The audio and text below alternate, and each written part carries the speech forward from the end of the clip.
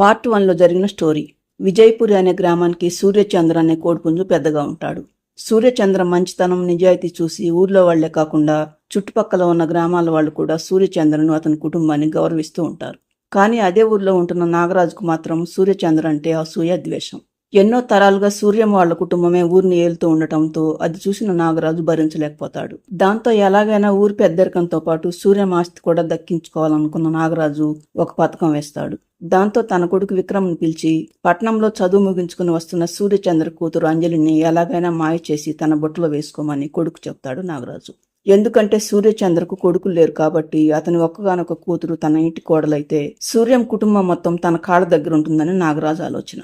కానీ నాగరాజు కూతురు రాగసుధ చాలా మంచిది. తన తండ్రి అన్న చేస్తున్నది తప్పని, తండ్రి చేసే దుర్మార్గాలు భరించలేకే తన తల్లి చనిపోయిందని, ఇక నుండైనా మారమని తండ్రికి చెప్తుంది రాగసుధ. కానీ నాగరాజు కూతురి మాటలు వినకపోగా పైగా తననే తిడతాడు. మరోవైపు తన కూతుర్ని మేనల్లుడికి ఇచ్చి పెళ్లి చేయాలని అనుకుంటూ ఉంటారు సూర్యం, అతని భార్య వసుంధర. కొద్ది రోజుల తర్వాత ఇంటికొచ్చిన సూర్యం కూతురు అంజలిని తమ పథకం ప్రకారమే నమ్మించి తన వలలో పడేలాగా చేసుకుంటాడు విక్రమ్.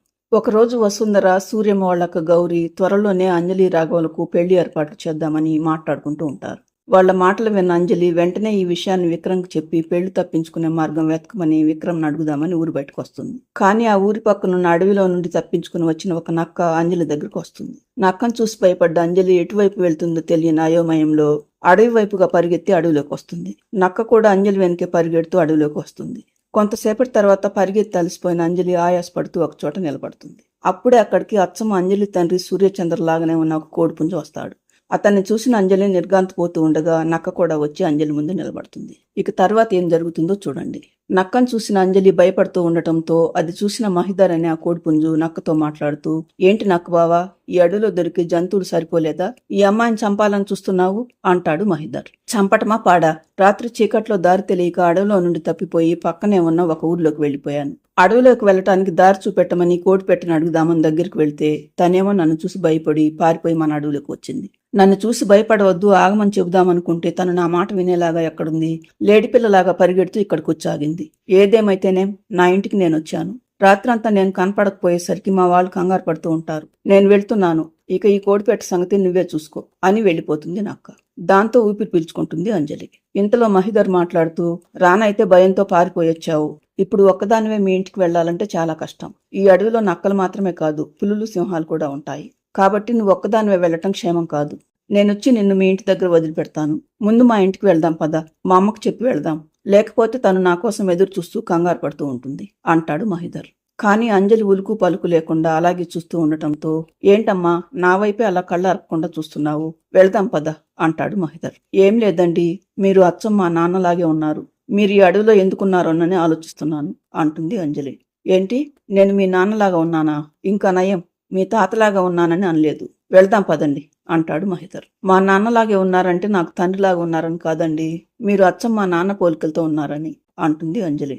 ఓహో అలాగా, అంటే నాలాంటి వారు మరొకరున్నారన్నమాట. సరే, ముందు మా ఇంటికి వెళ్దాం పదండి, తర్వాత తీరిగ్గా మాట్లాడుకుందాం అని మహిధర్ అనటంతో ఇద్దరూ అక్కడి నుండి బయలుదేరతారు. తర్వాత వాళ్ళిద్దరూ ఒక చిన్న ఇంటి ముందుకు వస్తారు. అక్కడ మహిధర్ తల్లి కాంచన తన కొడుకు కోసం ఎదురు చూస్తూ ఉంటుంది. కానీ కొడుకుతో పాటు వచ్చిన అంజలిని చూసిన కాంచన, ఈ అమ్మాయి ఎవర్రా, తను ఈ అడవిలోకి ఎలా వచ్చింది అంటుంది కాంచన. మహిధర్ జరిగిన విషయం అంతా చెప్పి, అదే అమ్మ జరిగింది. నేను ఈ అమ్మాయి వెంట వెళ్లి తనను వాళ్ళ ఊర్లో దించొస్తాను. చెప్పకుండా వెళ్ళిపోతే నువ్వు నా కోసం ఎదురు చూస్తూ ఉంటావని ఇంటికొచ్చాను అంటాడు మహిధర్. ఇంతకు వెళ్ళదు ఏ ఊరంట అంటుంది కాంచన. అవునమ్మా, అసలు నేను వీళ్ళ ఊరి పేరే అడగలేదు. ఎంతకు ఏ ఊరమ్మా మీది అంటాడు మహిధర్. మాది అడవి పక్కనే ఉన్న విజయపూర్ అండి. మా నాన్న పేరు సూర్యచంద్ర, మా అమ్మ పేరు వసుంధర అంటుంది అంజలి. దాంతో కాంచన అవాక్కైపోతుంది. ఏంటి, నువ్వు సూర్యచంద్ర గారి కూతురువా అంటుంది కాంచన ఆశ్చర్యంగా. అవునండి, మా నాన్న పేరు చెప్పగానే ఆశ్చర్యపోతున్నారు, ఆయన మీకు తెలుసా అంటుంది అంజలి. ఇదివరకు ఎవరో మీ నాన్నగారి పేరు చెప్పుకుంటుంటే విన్నాలే అమ్మా అంటుంది కాంచన. సరేనమ్మా, ఇక మేము వెళ్తాం మరి, పదంజలి అని మహిధర్ అనటంతో మరి కాసేపైతే చీకటి పడేలాగా ఉంది. ఇప్పుడు మీరు బయలుదేరితే కొంత దూరం వెళ్లేసరికి రాత్రి అవుతుంది. తర్వాత మధ్యలో ఆగిపోవాల్సి వస్తుంది. ఈ రాత్రికి ఈ అమ్మాయి ఇక్కడే ఉంటుందిలే, రేపు ఉదయమే వెళ్ళిపోతుంది గాని అంటుంది కాంచన. దాంతో అంజలి మాట్లాడుతూ, రాత్రంతా ఇంటికి వెళ్ళకపోతే మా అమ్మ వాళ్ళు కంగారు పడుతూ ఉంటారండి.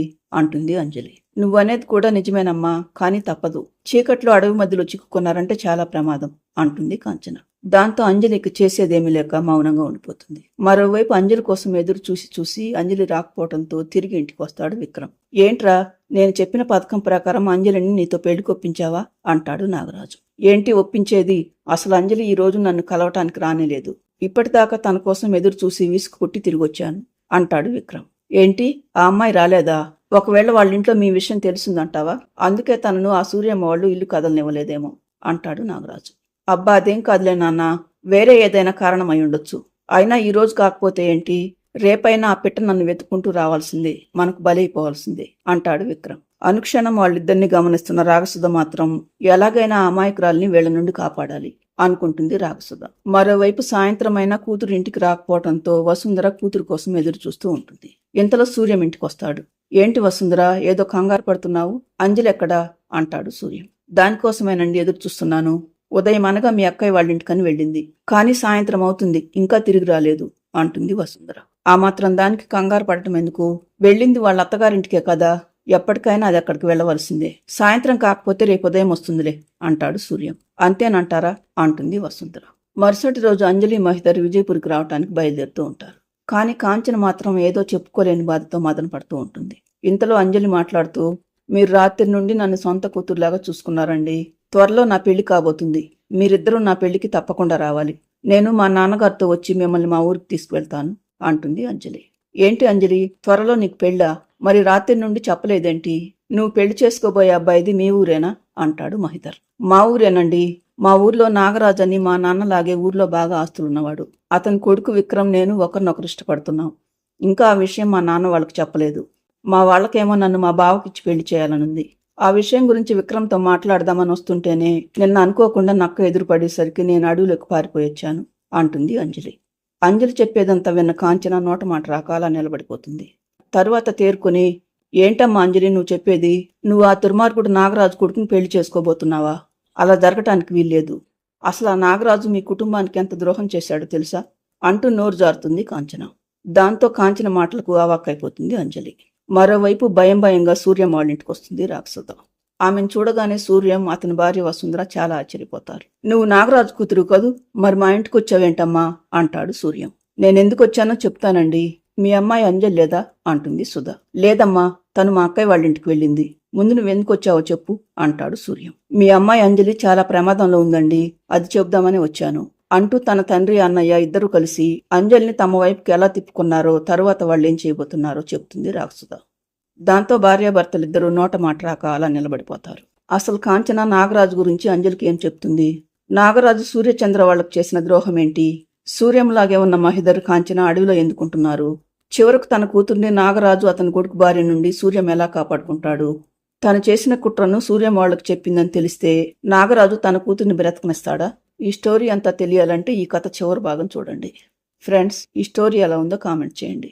స్టోరీ నచ్చితే లైక్ చేసి హైప్ ఇవ్వండి. ఛానల్ను సబ్స్క్రైబ్ చేసుకోండి.